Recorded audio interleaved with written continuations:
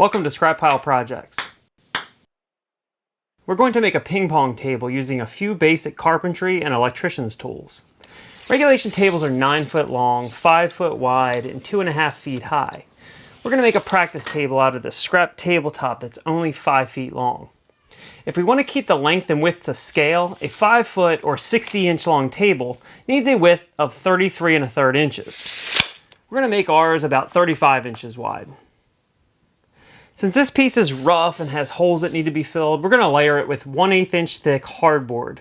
Hardboard is often referred to by the original manufacturer named Masonite, but hardboard is now made by various companies. It usually has a rough side and a smooth side.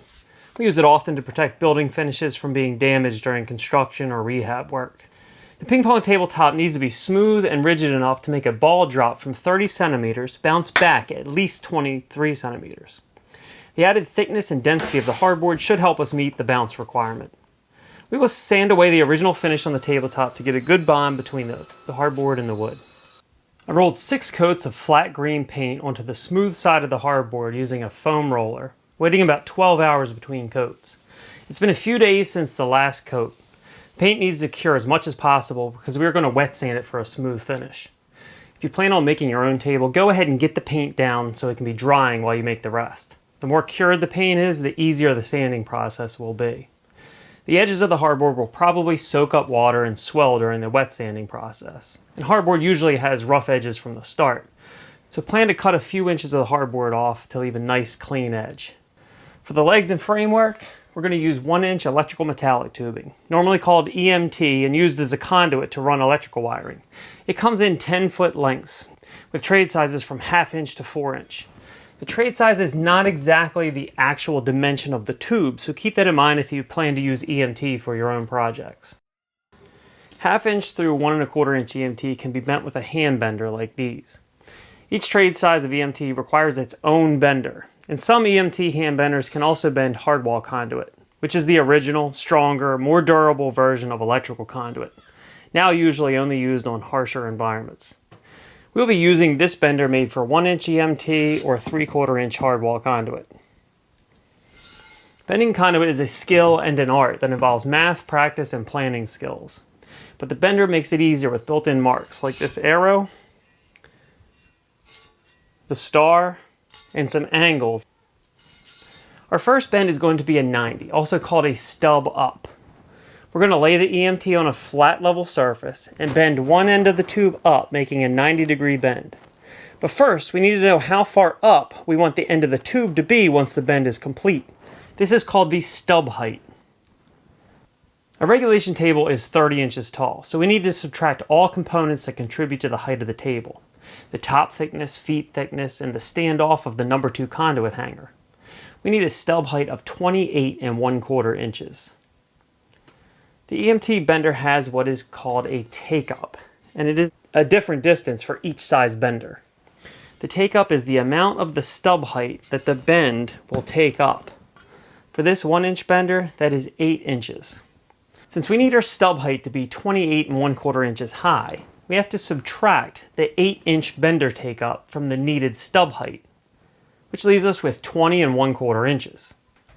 Measure off the end that would be bent upward and put a mark at 20 1/4 inches. It's more professional to use a small pencil mark on the E.M.T., but since I want you to see the marks and where they end up after the bend, I'm going to use a marker and go all the way around the tube. Next, we put the E.M.T. in the bender with the 20 1/4 inch mark on the arrow. Hold some pressure on the bender to keep it from slipping off the mark. To bend, the E.M.T. has to be on a solid, flat, and level surface. Push down using the foot pedal and handle to bend the end of the E.M.T. upward. As we near 90 degrees, check with a torpedo level or special conduit bending level if you have one, while keeping a little pressure on the handle. We cannot let the bender slip off the mark until the bend is complete. Since we are on a level surface, we know the bend will be 90 degrees when the stub is plumb. Be careful not to overbend the 90. The bender head only works in one direction, so you can't push back to correct an overbent 90. Small corrections can be made by hand or with a bender handle if it fits over the E.M.T. My 1/2 inch bender handle fits over 1/2 inch E.M.T. to help with corrections, but my 1 inch bender handle does not. but we could use a larger diameter pipe scrap if need be. With the first 90 complete, we can bend the second 90, which will make this a back-to-back 90 bend and give us the second table leg. Back-to-back 90s are commonly used when running conduit around the inside of a room, and they can be made with the stubs pointing in different directions. Electrical code allows 4 90s or 360 total degrees between wire pull points, so keep that in mind if you're bending E.M.T for electrical work. We want the legs to be 3 feet apart from outside to outside. The star mark on the bender shows where the back of the 90 ends up once bent. To use the star for a back-to-back 90, mark 3 feet off the back of the first stub. For this bend, we have to face the other direction and bend the opposite end of the E.M.T upward. Put the mark on the star, make sure the bender handle and first stub line up, and bend the 90.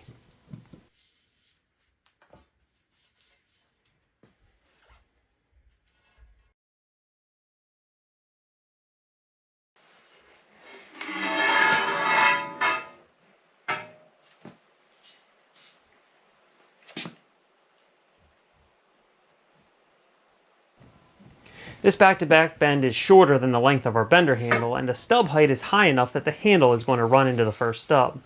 I'll have to shift and squeeze this by, and that will put a slight twist in our bend. But we should be able to correct it by hand once we get the bender out of the way.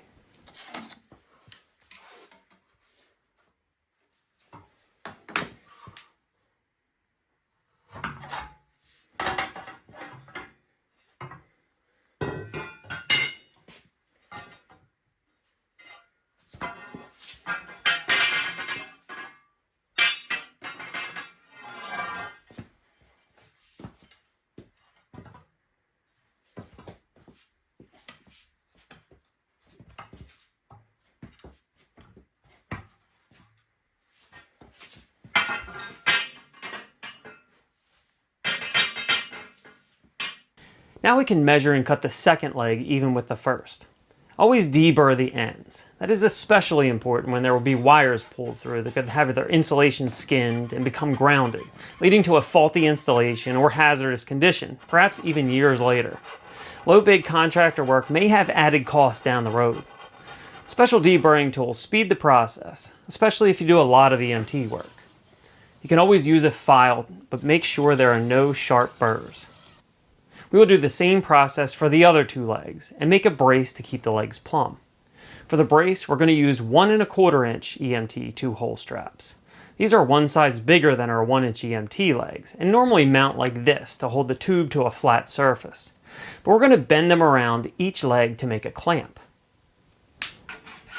Then cut 2 pieces of 1/2 inch E.M.T to fit across and flatten the ends in a vise. Drill a 1/4 inch hole in each end to bolt to the clamp.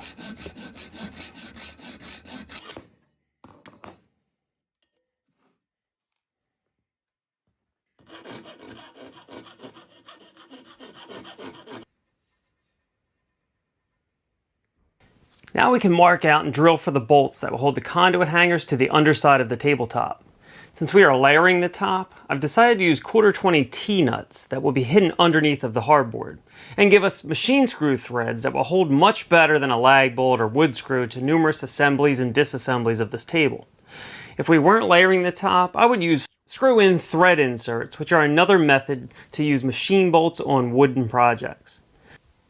We have to make sure we use the correct length bolt so the end of the bolt doesn't push up or pop through the hardboard.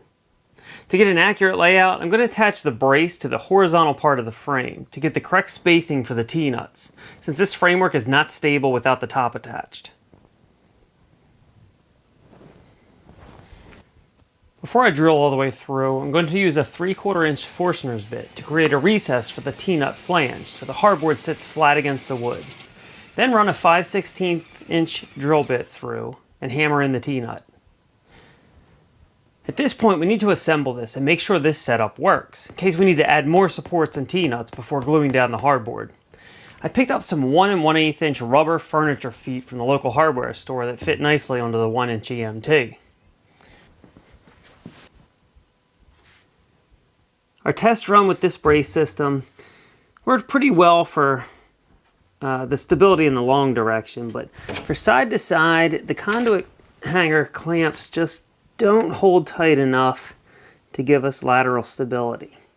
So we're going to have to do away with these straight cross braces and come off of here at an angle and attach each one of these clamps to the top. That should give us the lateral stability we need. The other change order we thought of during our test run is that it would be nice to be able to fold this table up for storage and transporting. And we can't quite shift the legs enough in the conduit hangers to pass the sweep of the 90 on the other foot. So what I'm thinking is we can take this conduit hanger, move it down about 3 inches so that we can get more of this 90 pushed down, and that should help us clear. And we'll also move this one up so this leg can go up.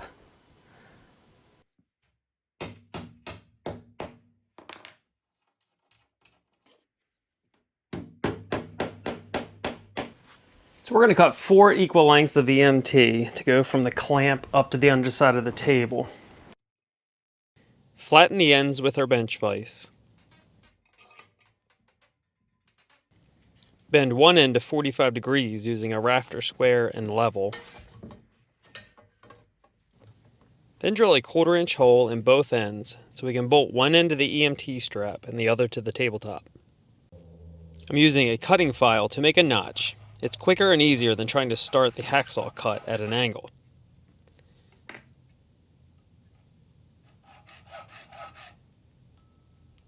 Then we'll file it smooth.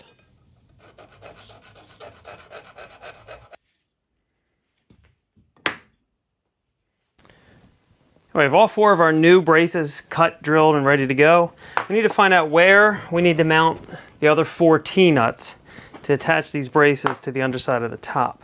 So I'm going to start by laying this set of legs over and marking so we can keep everything in line. I'm going to set these using a framing square. I'm going to tighten down the conduit hanger to hold these perpendicular to the top.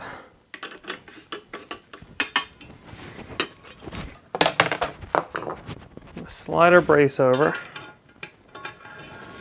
I'm going to line this up with those 2 marks that I just laid down. And I'm going to set this so the angled flat sits flat on the top. I'm going to mark it and snug the clamp down to hold it in place. We do the same thing over here.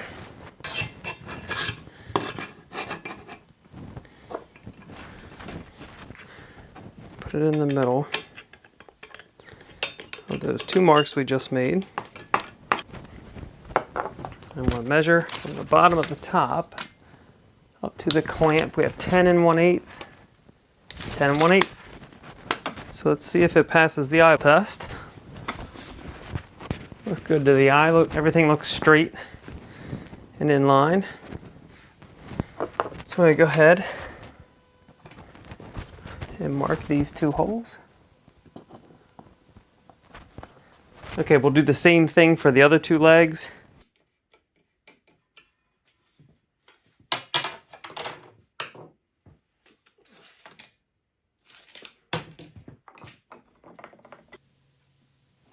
I have to drill with the Forstner's bit before the 5/16 inch bit. Otherwise the Forstner's will just wobble within the 5/16 hole and tear the wood up.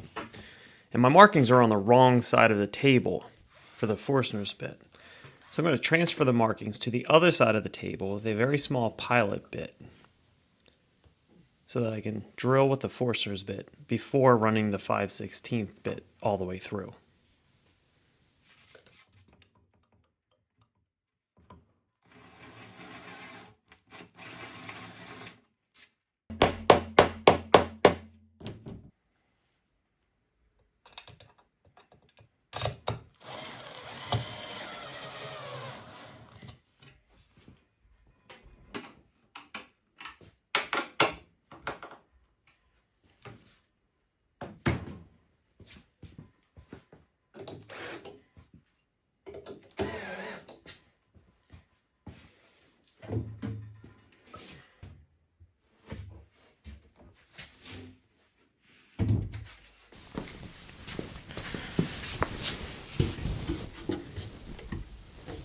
Our new braces do a great job of keeping the E.M.T from spinning within the conduit, but since this tabletop has a bow in it, our legs now point inward. The angle of these legs is subject to the bow at the top. So we're going to have to dig our old braces out of the scrap pile and put them in here because they did a great job of keeping all four legs parallel. So we can put them back in here to push the legs where they should be, and that will help counter the bow of the top.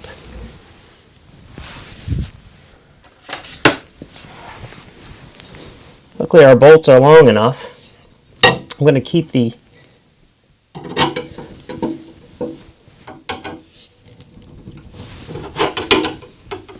original hardware there.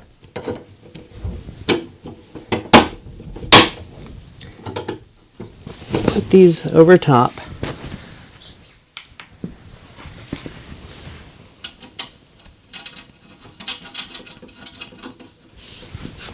Just going to hand tighten everything for now because we will be taking it back apart.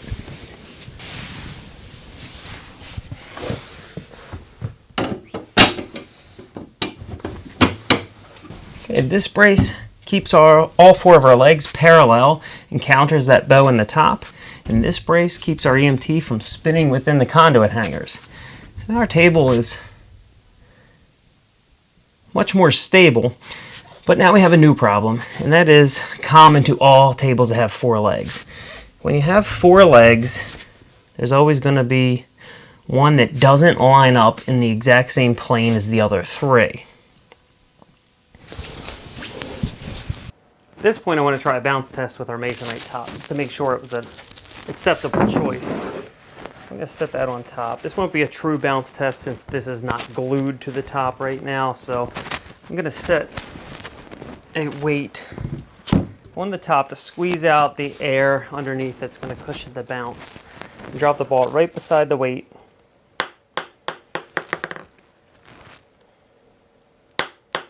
Okay, this is definitely not going to pass the bounce test. It's not responsive enough. So we're going to have to do away with the masonite top and come up with something different. We can set this masonite aside.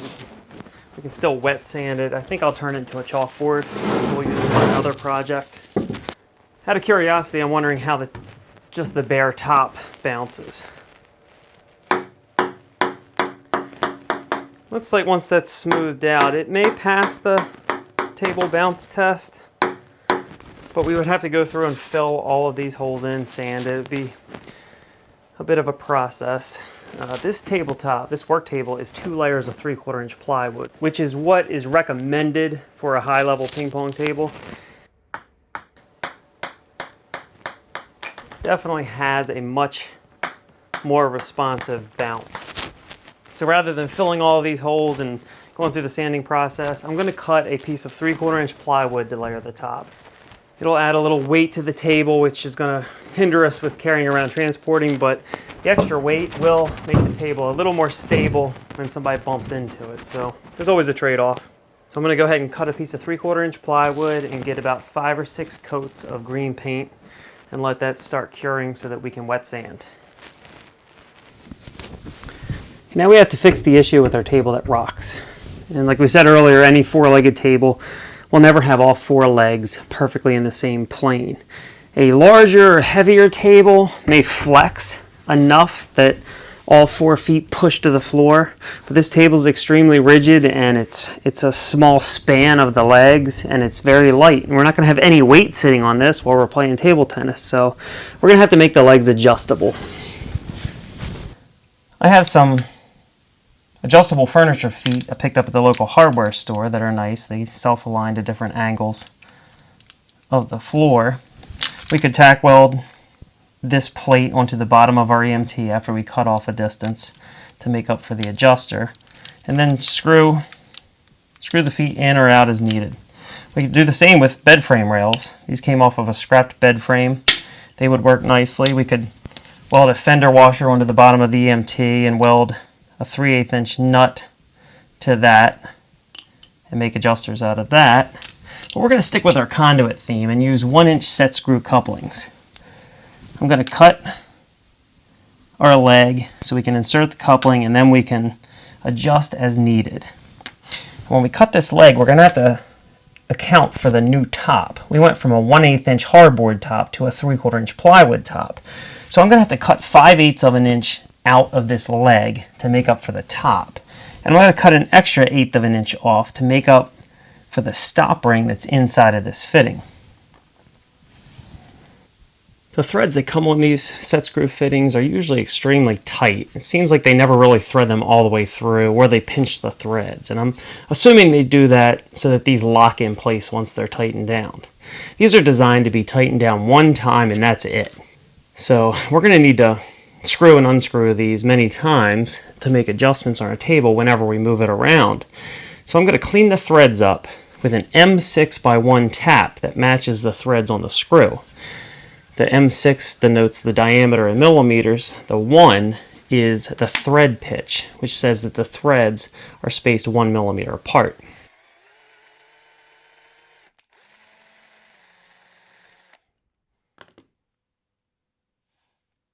Table tennis nets need to be 6 inches high and overhang the table by 6 inches. To make our net, I've been planning on using this section of wire metal shelf. Cutting it along the top of this rod would make it the 6-inch height that we need, and we could easily bolt it right through the tabletop for a quick setup. But now I'm thinking that every time a ball gets hit into the net, it will bounce wildly and have to be chased down. Nets are supposed to have a certain amount of tension and should absorb the force of the ball. This is just too rigid and doesn't seem like an authentic table tennis net. So I'm going to take a trip to the local hardware store and see if I can find something that will work better. Alright, we're back. We found plastic hardware cloth that has a 1/2 inch grid and a nice thick factory edge that will be the top of our net. Since this isn't self-supporting like our original shelf net idea, we need to make framework to support this net. We could cut framework out of that metal shelf and use that, but let's stick with our conduit theme. And since we already have the back-to-back 90 in our toolbox, let's run a piece of 1/2 inch E.M.T under the table with back-to-back stubs to make posts for holding the net. At this point, I don't know exactly how I'm going to attach the 1/2 inch E.M.T to the framework. I have a couple ideas, with each holding the E.M.T at a slightly different height. So I'm going to bend the first stub to 12 inches, then bend the other end, and cut the stubs to exact size once we figure out how we are going to attach this to the table. This 1/2 inch E.M.T hand bender has a 5-inch take-up that we need to subtract from our total stub length. For this stub, 12 inches.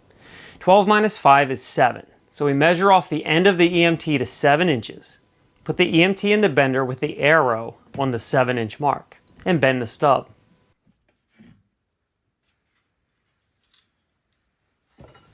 I'm going to bend these stubs just shy of 90 degrees and let the net tension flex the bend the rest of the way once the net is in place. That should give us proper net tension and make it look right. We can easily come back and fine-tune the stub angles with the bender handle if need be.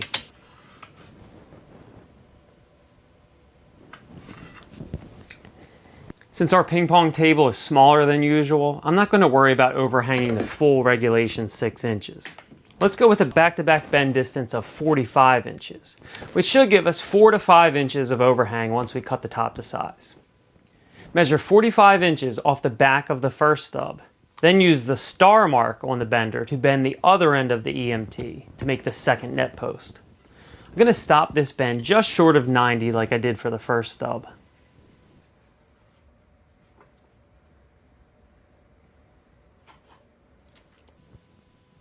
I need to do some hand correcting to get the stubs parallel so they both point in the same direction and are plumb. I must not have aligned my bender handle with the E.M.T perfectly when making the second bend. The 1/2 inch E.M.T is forgiving and a few tweaks is all it takes.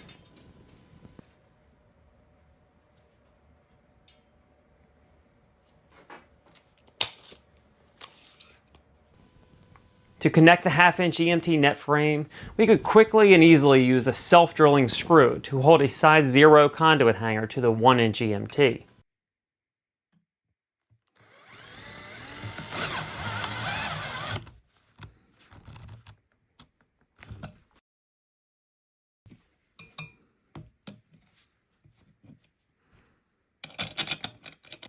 But I've been thinking it would be neat to be able to offset the net and give one player more table than the other for when we have a really good player playing against a rookie.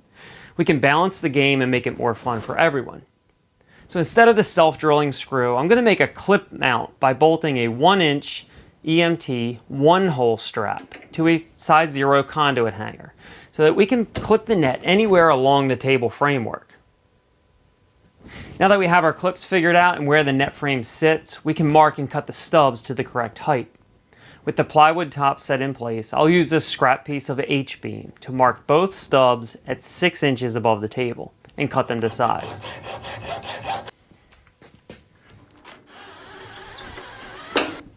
To attach the net to the E.M.T. framework, we have a few options. We could simply use some cable ties, go through the net, and cable tie it.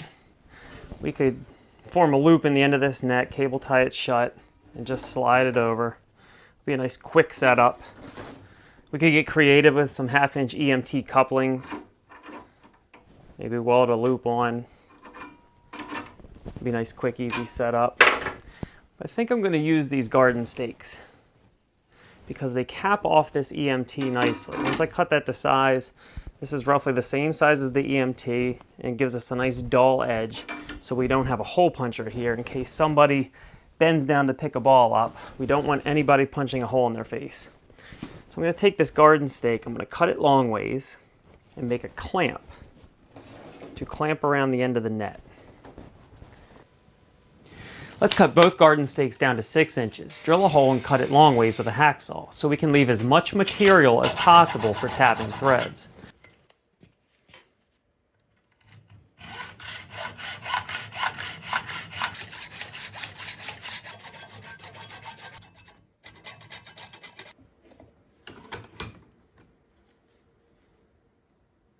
We will use 832 flathead machine screws, 3 per clamp.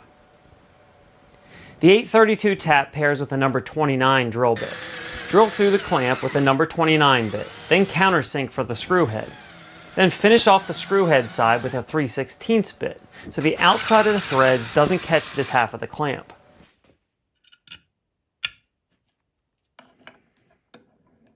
Now tap 832 threads into the other half. Clean up any sharp edges with the file and emery paper.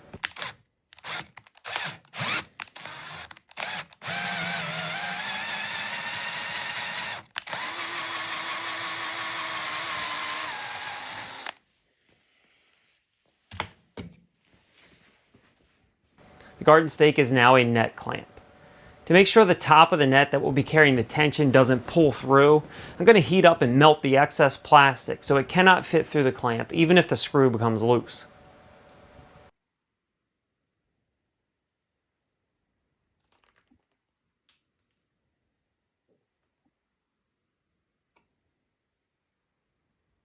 Now we use an angle grinder with cutoff wheel to cut a slot into the E.M.T. just wider than the net thickness. Once the slot is cleaned up and free of sharp edges, we can slide the net in place.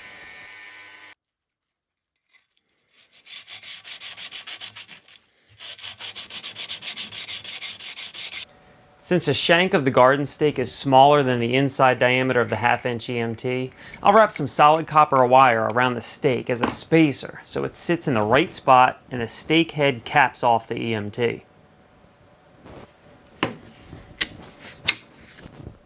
So our net assembly is complete and we can fine-tune net tension with small adjustments to the net clamps if the hardware cloth stretches over time.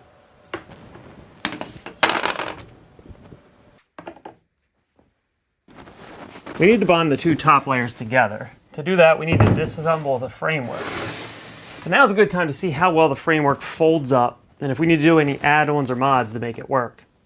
All we have planned so far is that the leg assemblies will shift in the conduit hangers and fold down past one another. Let's see what else we need to do to make this table fold. So this brace will have to be completely removed, and this one too. Easy enough since they're the last to go on during assembly.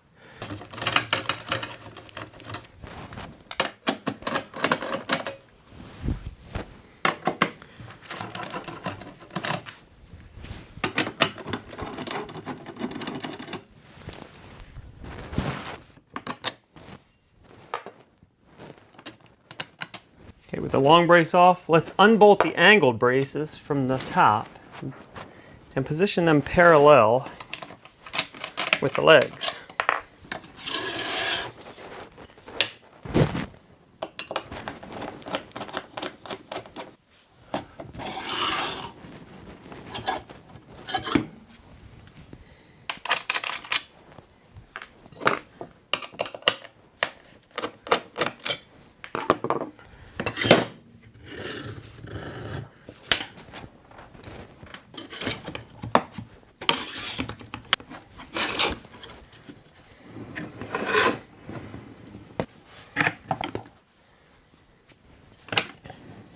Okay, we can cut down assembly time by drilling out the threads on this inner nut and just using it as a spacer.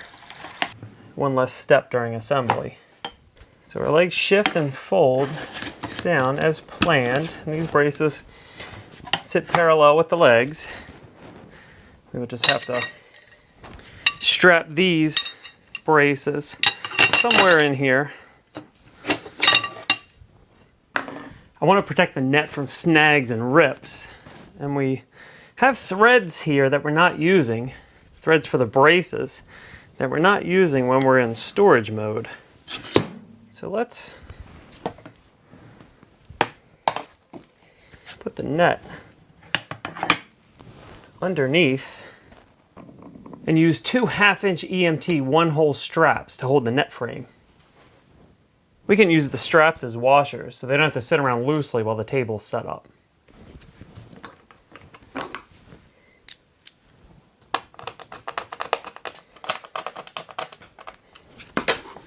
To secure the framework in a folded position, it doesn't flop open while we're carrying it around, let's screw some Velcro straps to the underside of the table using panhead screws and some fender washers. Let's wait to install the straps until after we paint the underside. I'm going to remove the framework for now so we can finish up the top. For a smooth playing surface, I'll wet sand the top with 400 grit sandpaper. Using water keeps the paper from getting clogged up with paint. I rounded the corners of this sanding block to help keep from digging through the thin layer of paint. This is also the reason why I put so many coats of paint on this. I'm using very little pressure on the sanding block, more so just pushing it along instead of pressing it down. A few passes will leave us with a smooth surface. If we drag a screwdriver over it, acting like a record needle, you can hear the difference after sanding. Here's the sanded portion, and here's the unsanded.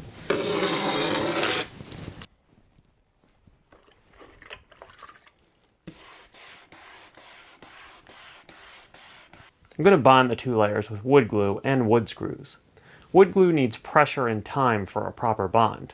And rather than using a whole bunch of clamps and weights and then having to wait a day to move on, I'm going to use glue and permanent screws instead of temporary clamps to save us time. But we cannot risk running a screw point through the finished topside. 1 1/2-inch screws are going to poke through once they are countersunk. And if we use a 1 1/4-inch long screw, there won't be much screw thread going into the other layer. Only the tapered part of the screw will reach the topmost layer, and will likely strip out before it gets tight. Instead of using 1 1/4-inch screws, I'm going to cut the tapered point off of longer screws to give us more usable threads and a better connection. But since there's no longer a point on the screw to divert through the wood, I have to drill a pilot hole. And the pilot hole must be deeper than the length of the screw. If not, the dull screw end will push up on the few remaining layers of plywood and cause a bump in the top of our table.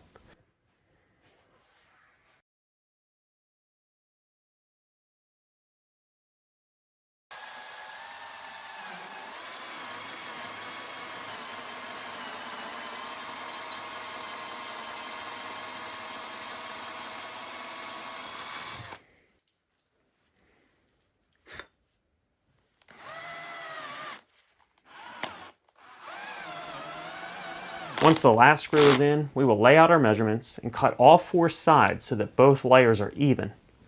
I'm going to use a circular saw, which means we have to cut with the good side of the table facing down. Circular saws spin this direction, and the saw blade needs to be installed with the teeth pointing in this direction.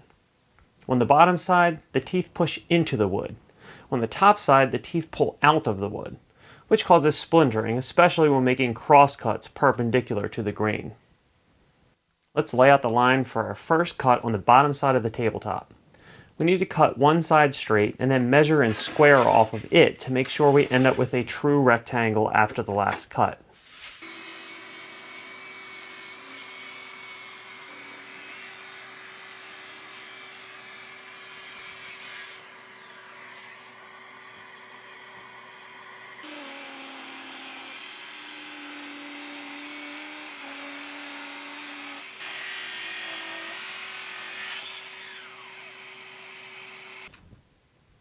I want the bottom and sides of the table to be darker than the top for contrast. I'm mixing some dark charcoal paint into the same green we used for the playing surface. About 2 parts green to 1 part charcoal. These two paints have the same base, so they should mix with no issues. We will coat the bottom side and give it a little while to dry. And while it's drying, I'm going to take this mostly knot-free 2x4 that came from an old piece of scrapped furniture and rip cut some thin veneer strips using the table saw that we can use to hide the plywood edge.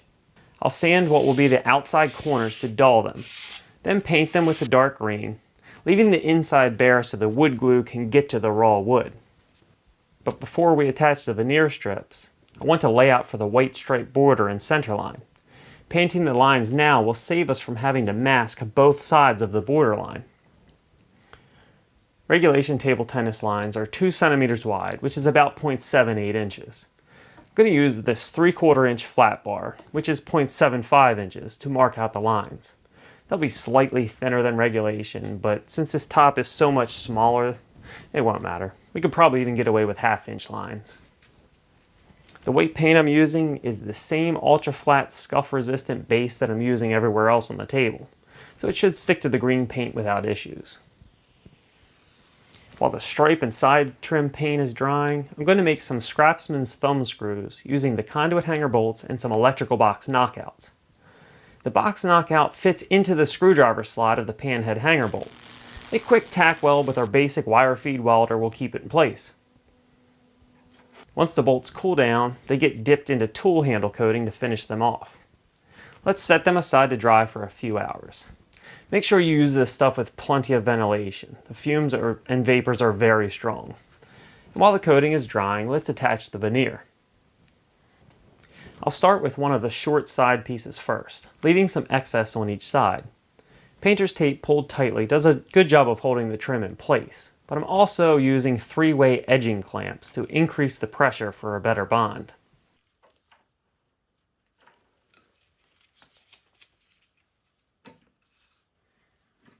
Once the first side is set up to where I can remove the clamps, I'll glue the 2 long sides on, making a simple corner butt joint on the corners. I don't have enough edge clamps for the long sides, but a regular C-clamp with a few shims does a pretty good job of putting pressure where we need it.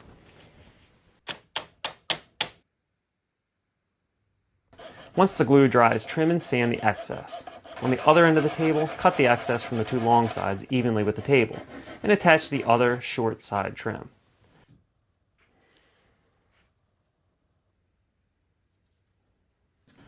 Once each corner is trimmed and sanded to size, we'll touch up the paint.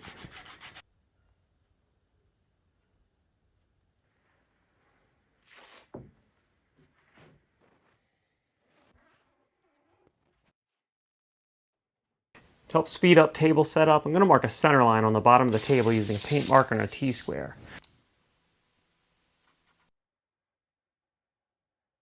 And then mark a center line on each of the 2 leg sets using a few turns with a pipe cutter to engrave a mark. This way we can quickly align the legs when unfolding the table and clip our net right in the center of the table without having to measure. I'm going to put some large 1/4 inch fender washers between the conduit hangers and the tabletop so we can crank this down without the conduit hanger compressing the wood. This will give it more bearing surface and make everything a little more stable.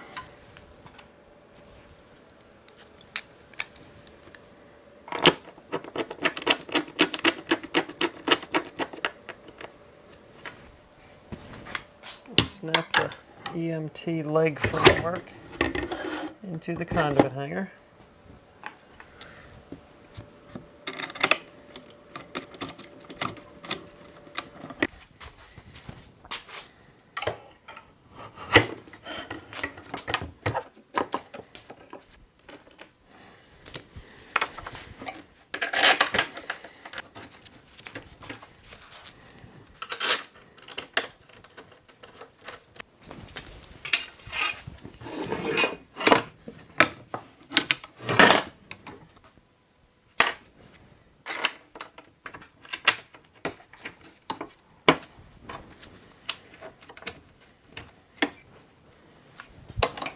We have our net secured underneath. And these two braces can simply get strapped in with one of our Velcro straps. Let's use a 16th inch pilot bit, a panhead wood screw, and a washer to hold the straps in place. Now everything is secured when we carry it around. And to make it easier to carry, I have this old handle that came off of a scrapped battery charger that has been sitting around the workshop. We're going to screw this into the bottom of the table using some screw-in thread inserts. These are for a 1/4 bolt, but they need a 5/16 inch hole to screw into the tabletop. I'm going to center up the handle. I'm going to put it right about there. That's about an arm's length so that I can carry it under my arm. I'm going to put it right there, mark the 4 holes, drill 4 5/16 holes. I got my bit marked out so I don't go too deep and risk running into the top. We only need to go down about 7/8 of an inch.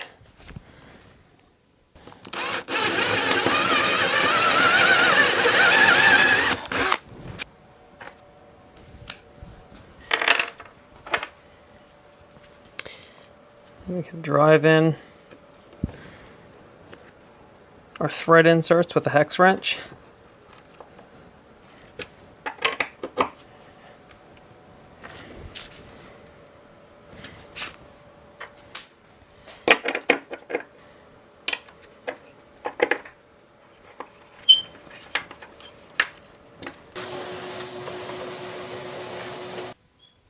And we'll camouflage the handle with our dark green paint. This is where everything will be in the folded position, so to make it easier to set the table up and tear it down, I'm going to trace an outline of the framework so that someone that's not familiar with it can easily shift everything the way it's supposed to go and put the net where it's supposed to go so all the bolts line up. So I'm just going to go around with our white paint marker, trace an outline.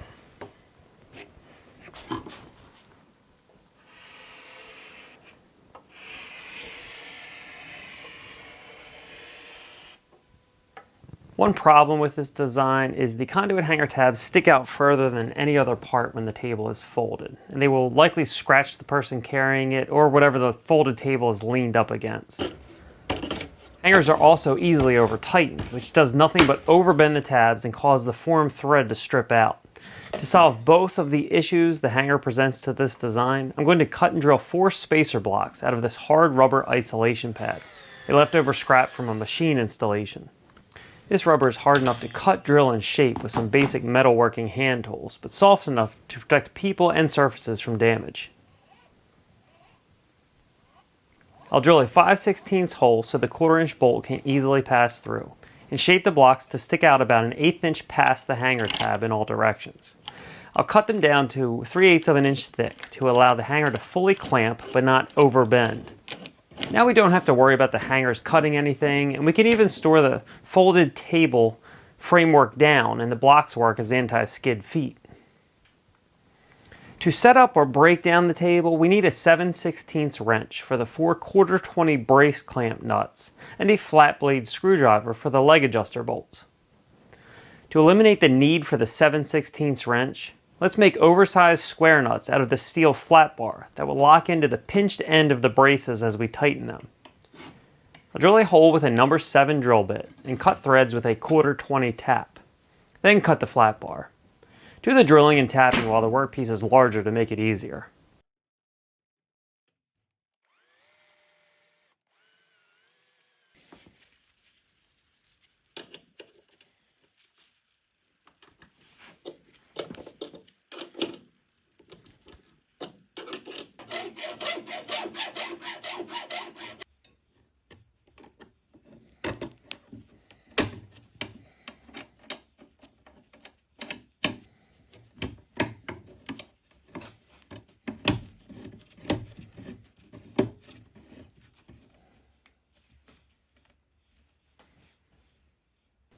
For the leg adjusters, we need a flat blade screwdriver, but a coin can also work. I didn't want to make these into thumb screws because they would be likely kicked during play, but the electrical box knockout does fit nicely into the screwdriver slot. So let's take one of our extra thumb screws and file a flat spot on one of its sides to better fit the screw head, and store it in the underside of the table with a 1/4-20 screw-in thread insert. This will be our hideaway screwdriver, so we can set up the table with no outside tools.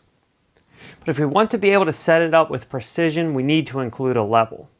We can reshape a 1-hole E.M.T strap to clamp a torpedo level to the underside of the table with our extra screwdriver thumb screw. We spent time and energy making the playing surface smooth, and we will likely get scratched up, dented, and gouged during transport, storage, and setup, so we need a protective cover. Some corrugated plastic sheet would work with some straps to hold it in place. A 3-foot by 5-foot rubber-backed rug could also do the job for this size table. But we have that piece of hardboard that was set aside earlier that we might as well use. Like we said earlier, hardboard is used for protecting surfaces all the time, so we know it'll do a good job. I'll frame out the hardboard with some ripped strips of cedar fence board to protect the table sides and hold the cover in place. Let's line the inside of the cover with this closed cell foam, the kind used for protecting packages during shipping. This stuff works great when making protective cases. I'll spray glue the foam to the sides before we cut them down. Once the glue is set up, trim the foam and mark the hardboard. I'll cut to the outside of the marker line so that the cover is slightly larger so it slides over the top with ease.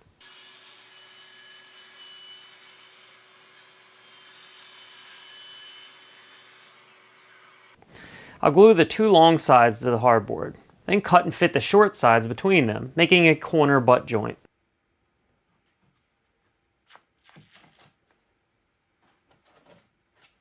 And pin them with dowels and wood glue.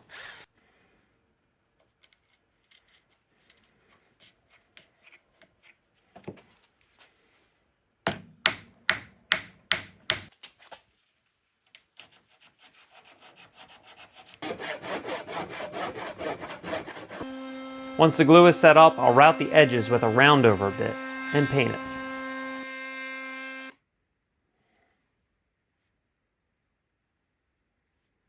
I don't have a large enough piece of foam to line the entire inside, but all we really need is a few strips to space the hardboard off of the finished surface. Instead of spray glue, I'm going to use double stick tape to save the time it would take to mask off the areas from overspray. This is a much more expensive option, but will save time, hold more firmly, and give us a little bit more padding. We can further justify the expense if we can find a use for the throwaway tape backer. We can make Christmas ribbons, marking flags, a new strike zone for our pitching net. Anything we do is better than throwing it away, so let's set the rest aside for future projects. We made this cover to get beat up so the table doesn't have to, but to help hide the scars it will receive during its life, let's make scars and dings part of the design with a meat tenderizer. Now small dings and chips picked up along the way will blend in and look like they're there on purpose. This will also help us hide my rushed and not so great looking doweling job.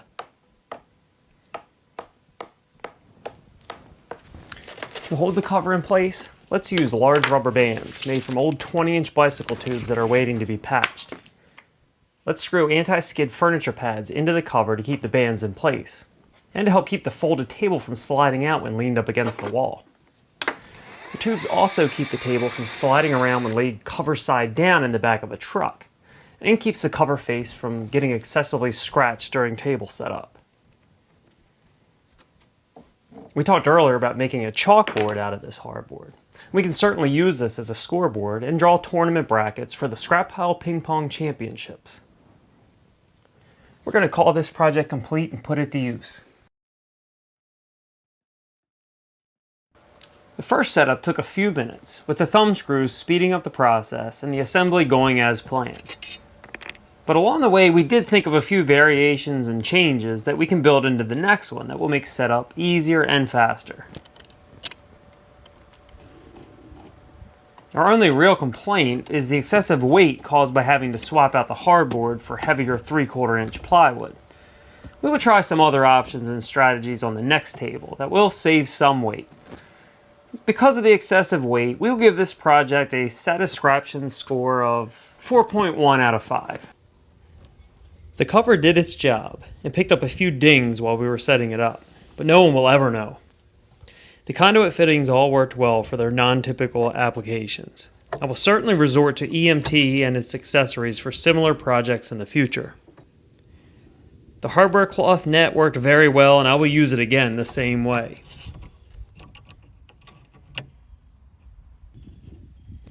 The set screw couplings allowed for about an inch of leg adjustment, which I think is plenty. I don't think I'll ever have this table set up anywhere sloped more than 1 inch can account for.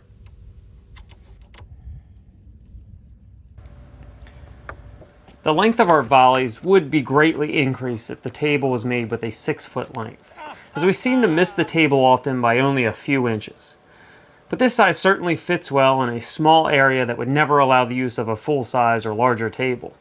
And playing with the small target area will surely hone our aim and make us better players. Stick around our workshop for more scrap pile ping pong projects.